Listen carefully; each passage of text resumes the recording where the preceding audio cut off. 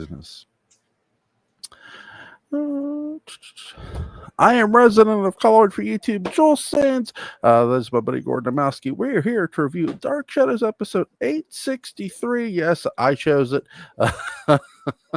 This one's written by Sam Hall, directed by Henry Kaplan.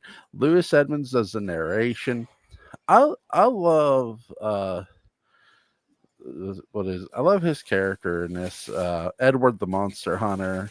I mean, he's basically you have Barnabas who is you have Barnabas who's been staked.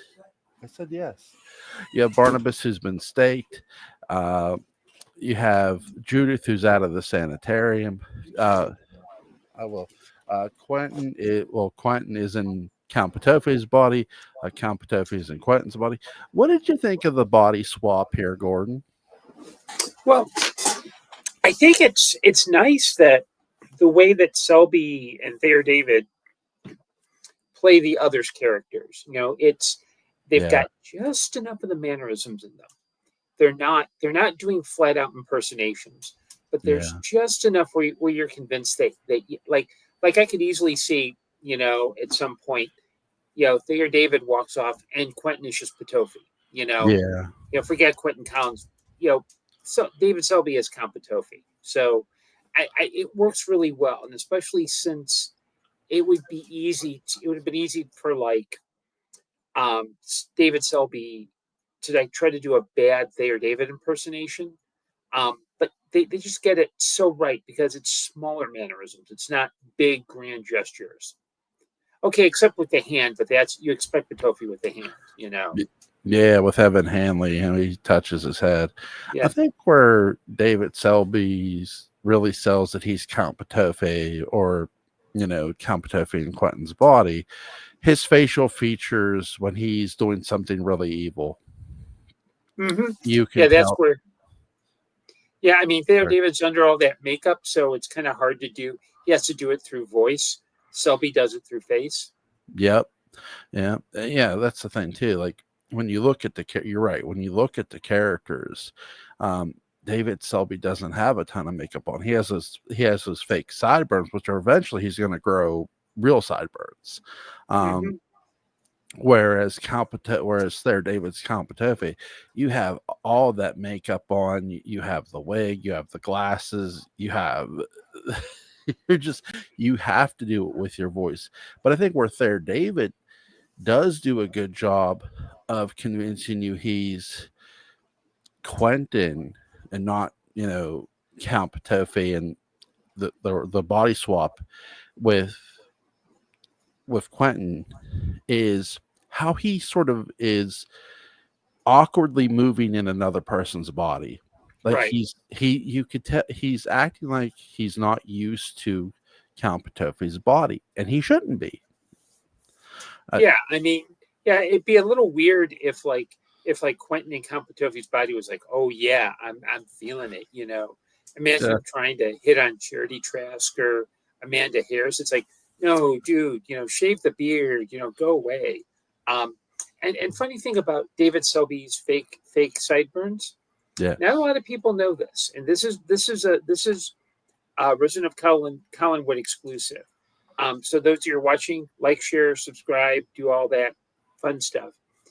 When he would, at the end of the day, he would take off his fake sunburns, put them on his makeup table, and he'd be sure to leave a little saucer of milk for them overnight, just because he knew how important they were to his portrayal.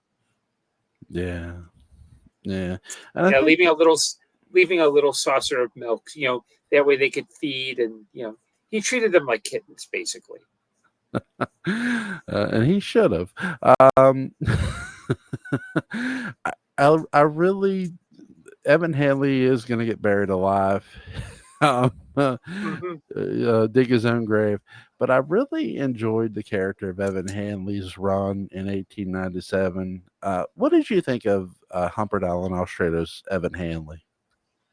I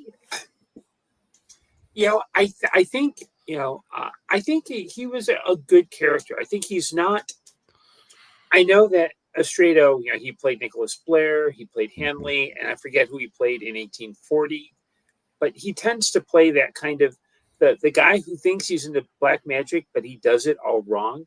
Yeah. Like Blair is more of the I think Blair is more of the kind of snarky. I know I'm in charge, so I'm no matter what happens, I'm going to do what I want because I like this is a guy who thinks, oh yeah, the Leviathans are stupid. I'll do whatever I want to, even though I'm serving them. But Yeah. Henley, I think, is more of like he's an amateur who didn't realize just what the heck he was getting into. It's like somebody when he was a kid handed him, the boys' book of black magic, and he said, "Oh, okay, okay, so I can't, I don't know where there's I've nude. Oh, I'll just throw in some vanilla extract or something." And then later on, so he's like he's a practitioner of magic, but he doesn't know what he's doing. Like, the fact that he failed that the body switcheroo reversal thing, and then just told, yeah, go dig your own grave. So I think his handling of I think his portrayal of Hanley is interesting because it's Nicholas Blair, the idea of Nicholas Blair, but instead of arrogance, it's incompetence. Yeah. Yeah. And I think too, you have I do like how they try to fool Competov in Quentin's body. That's clever. Sam Hall does a really good job of writing this episode to perfection Mm-hmm. because you have a lot of setup and betrayal, and Evan Hanley's used to betraying people. He's done it before. Mm-hmm. Yeah, He, he's the guy who he literally would dig his own grave, wouldn't he? and he does too. That's what's beautiful. I like too how, because again, for those who don't have never watched Dark Shadows, especially the 1897 storyline, Evan Hanley's face gets disformed and disfigured by the hand of Petofe, Mm-hmm. quite literally. And so when the hand of Petofe is coming near him, and it's Quentin's hand, he's like, "Oh no, no, not the hand!" And he touches him, and he make him do his bidding. And that's after he leaves, that's when Quentin, who's in Count Potoffi's body, wakes up, comes to, because he during the the ceremony they were having to transfer the bodies back, Potoff Quentin, who's in Potoffi's body, was losing his eyesight. He said, I can't see. I can't see." He lost consciousness. What do you think happened there? Hmm. Let's see. Uh, I have no idea. I'll just make something up. It was I don't know. Judah Zachary got involved. Yeah, let's just throw him in there because why not? Yeah, it is crazy too because it's like he just passed out, and at first I thought it did work when I first watched this. Back then, I'm thinking, man, did it work? And it's like, no, it didn't work. But Well, I think Hall did that probably because you needed some marker that you needed to think that it worked. yeah, yeah, And maybe all it was just like in Potoffi's body. Um, maybe Quentin tried to drink his usual thing, but Potoffi doesn't have the liver for it, so he just passed out. He's like, "Oh man, I've got this weird older hand on me, and oh man, I'm just out of it." So Quentin and Potoffi crashes, and then Potoffi as Quentin is like, "Oh yay, I won, I won, I won."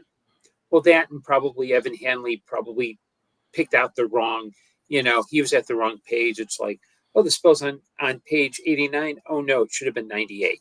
It's don't trust Evan Hanley with magic, people. That's the lesson.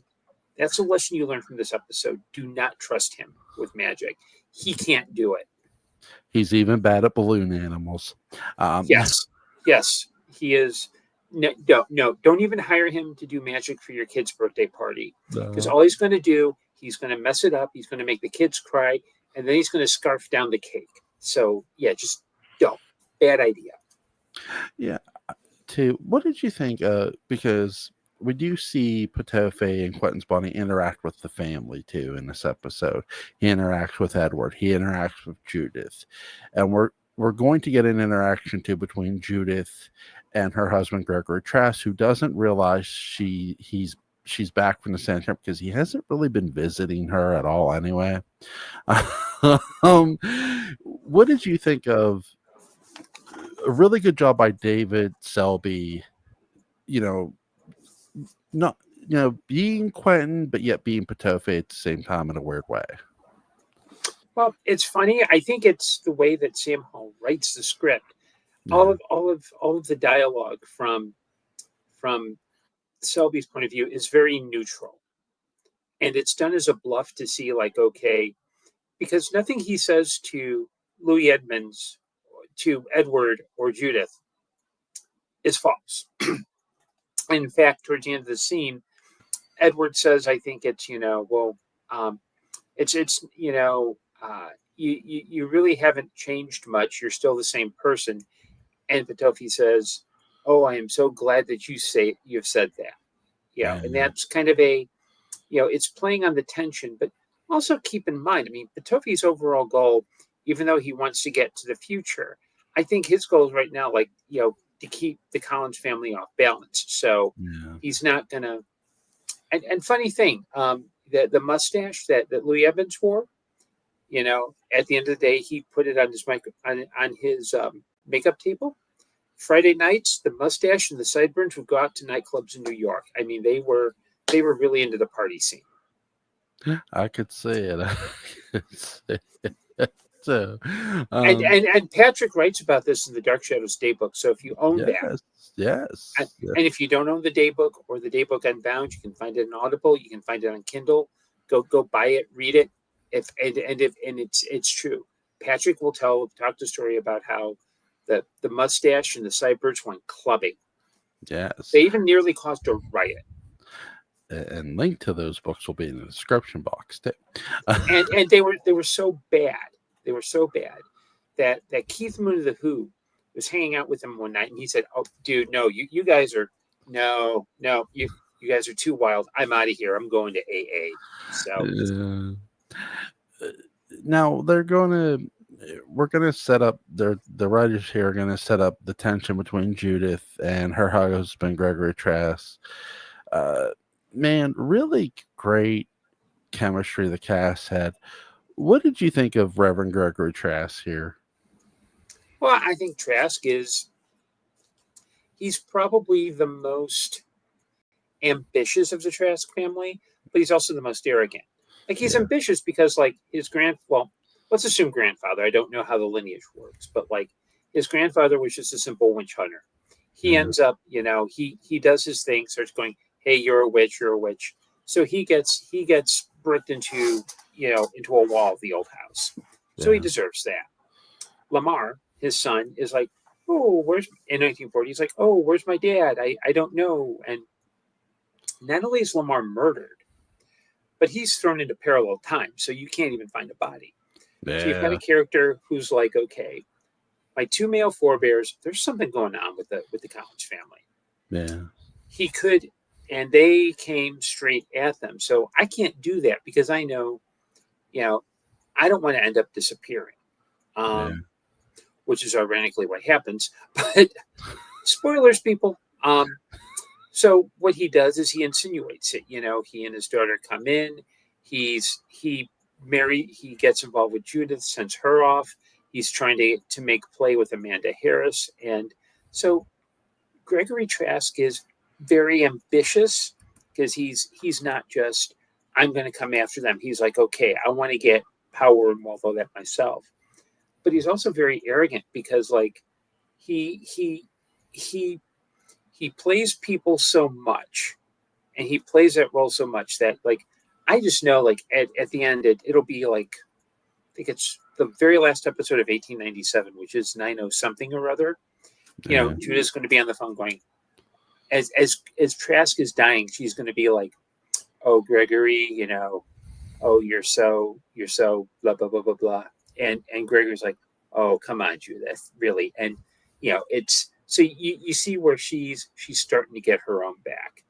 And I think Trask is, if he were, I think he's worried, but he's trying not to show it. Yeah, I do think what they do a really good job of Edward and Quentin telling Judith, yeah, he's had women here. He's so, um, again, I love Edward's line to, oh, I see you haven't given up your old habits, going out your usual self, and he tells him, I'm glad to hear you say that, Edward. Mm-hmm. um, which is great. I do love how Judith is sort of confronting uh, her husband here. Great job by Jen Bennett and Jerry Lacey. Their interaction is just gold. She's going to plan to have him walled up in Quentin's room, which is just crazy. Which is going to give us our skeleton for in the Mm-hmm. future. What? Yeah, What? and then I kind of it's interesting because had Dark Shadows gone on, let's say they decided to do like in 74, 75, they said let's go back to the 1930s. I could see their version of Trask going, yeah, I'll pass. Bygones are bygones. I don't want to mess with them. Yeah, no, thank you. I'm just gonna go. I'm gonna head to Nebraska and grow corn or something. Well, let's say what are your thoughts about the ghost or the skeleton in the room? Who did you think that was? Or Well, when I first watched it, like whenever I first watch something, I'm watching it for the story because I'm in the moment. So I don't normally do the oh, okay, this is how it's going to turn out, especially since I'm usually wrong. I expect, like at the end of 1795, I expected as Barnabas Collins' coffin is closing, that Jonathan Frid would whisper "Rosebud," and we'd see a shot of a snow globe tumbling and shattering. But I think that the way they handled the mystery, it's a nice little circular thing because it could have been, you know, I know they kind of, when they set it up, they didn't have any idea how to resolve it. But I yeah, think by putting Trask in that room, one, it makes sure that okay, that's one major plot hole covered. yeah, Um, and back then, for a soap opera, they didn't have. Now you'd have a person named basically a script supervisor who'd be going and saying, "Well, you can't do this in the episode because you did that in that episode, and you yeah, can't, if you do this, then you can't say this because." They'd be like continuity obsessed. They'd be yeah, like us, but paid for it. And I think setting that up also does it provides a nice little kind of it's like every single threat but one has been dealt with in 1897. The only threat that hasn't been dealt with is Petofi yeah, because we know he's out there, but we know that, um, and you also have to keep in mind that this was the longest running arc on Dark Shadows with good reason because mhm, it goes in and out. So I think it was kind of I think for them it was because trying to think when like date wise, I think 1897 started in 1968 and ended in 1969. So there's enough like time in between where someone could go, well, wait, you never answered the question of the skeleton in the room. So they turned out to be Trask.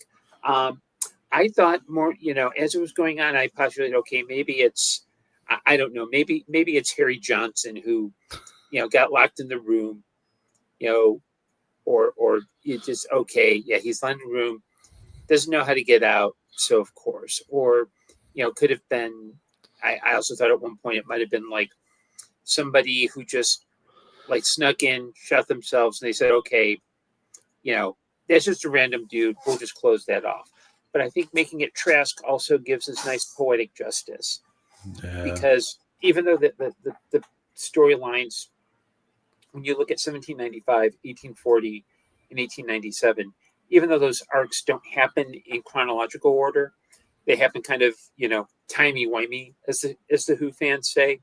Yeah. You get the sense that, you know, if your last name is Trask, you don't miss the Collinses. Like you get it's not just okay, you're defeated. It's just like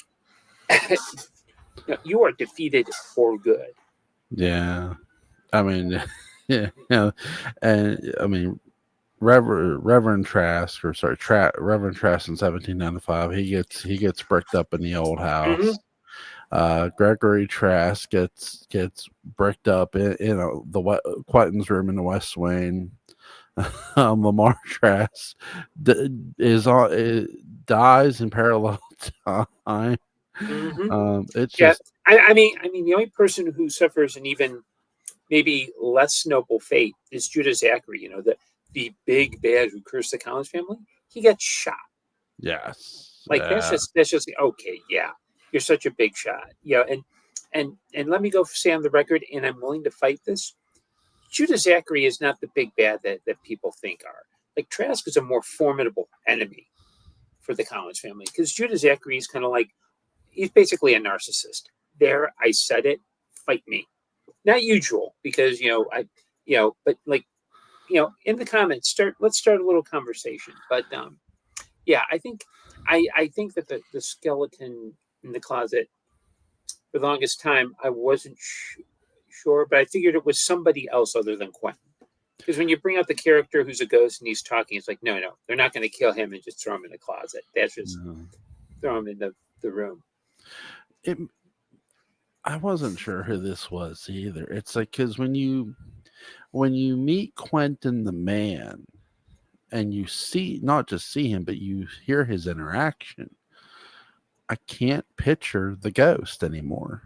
Like when you first start hearing David Selby talk as Quentin, Mm. when he walks into Collinwood, at right then by that first episode he appeared when he starts talking, I could no longer picture the ghost.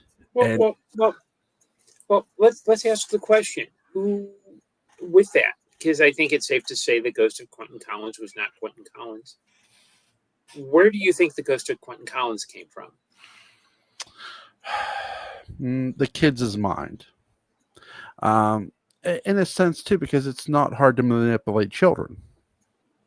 Um, you could because when you look at Trask, Reverend Trask, he has sideburns like Quentin. Mm-hmm. He had this weird power of healing. Jameson was and no longer possessed somehow. It's like what happened there? We don't know. Um, but so David and Amy in the present are getting possessed by the ghost of Quentin, or they say it is Quentin. Oh, this is who he is. This is what he looks like.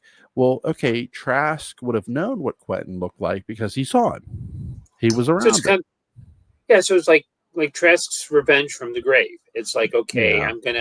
I'm gonna do supernatural things to the kid.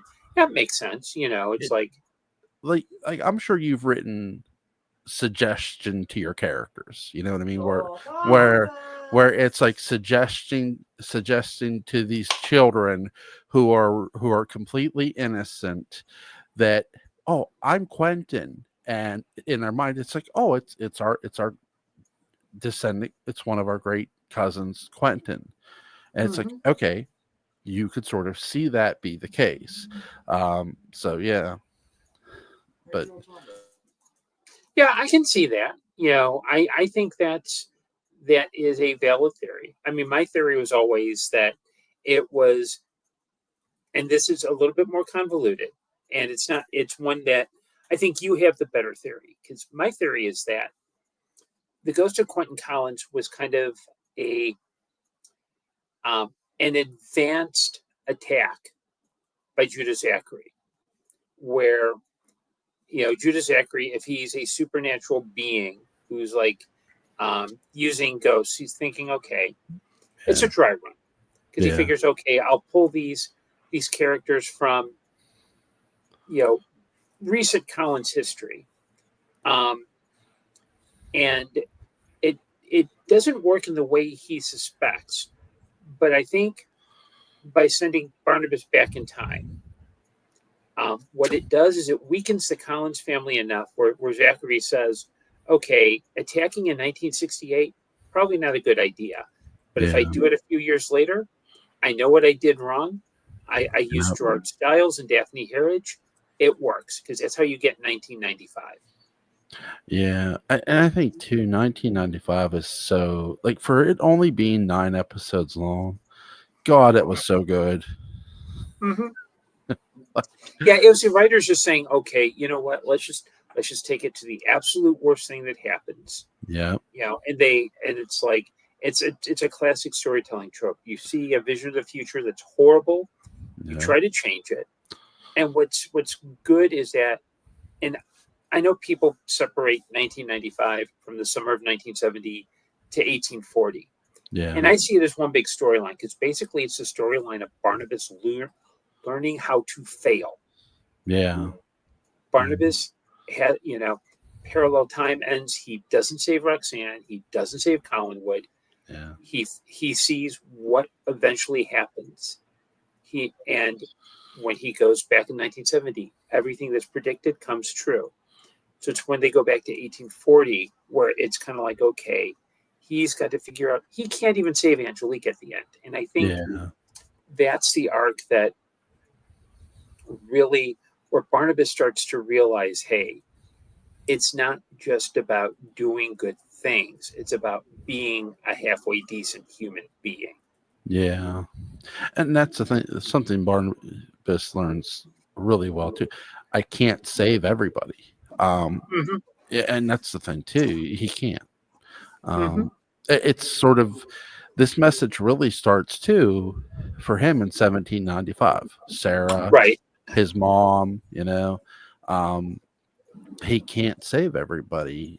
Like initially he couldn't save Phyllis Wick.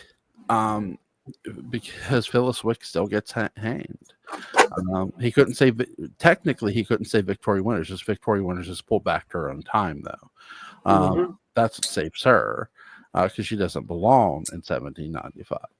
So I think you're right. I think Barnabas is learning to fail in every way, and he has to learn even even with the Leviathan, not everything is a 100% success. You know what I mean? There's a lot of things that happen there that are just crazy and go wrong for the Collins family, but they weather the storm nicely. Do you have a favorite scene in this episode? Mm. Oh, let's see. I kind of like the scene where Judith confronts Trask, Yeah, simply because we see Judith.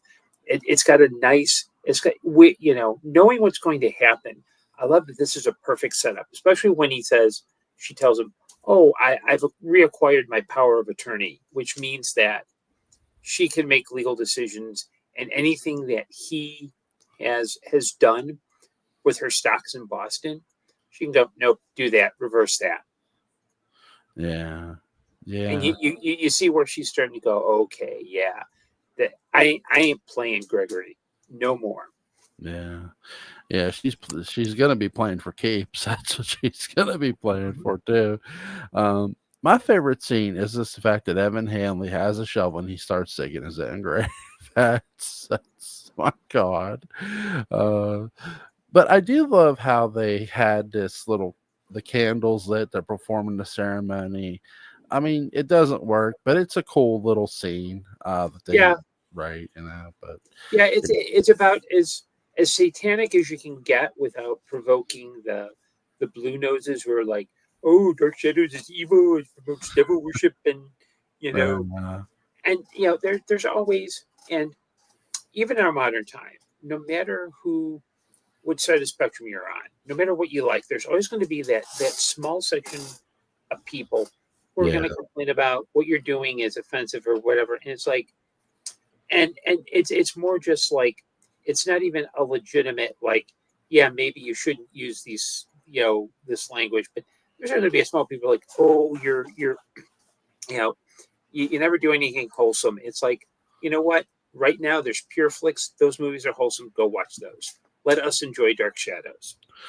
Yeah, I mean, I've always told people, look, you don't have to watch, horror or anything I'm into.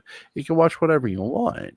At the same time, though, I don't look at a film and go, "Oh, that's offensive to me." No, it's not offensive. If I don't like it, though, I'm just not going to watch it ever again.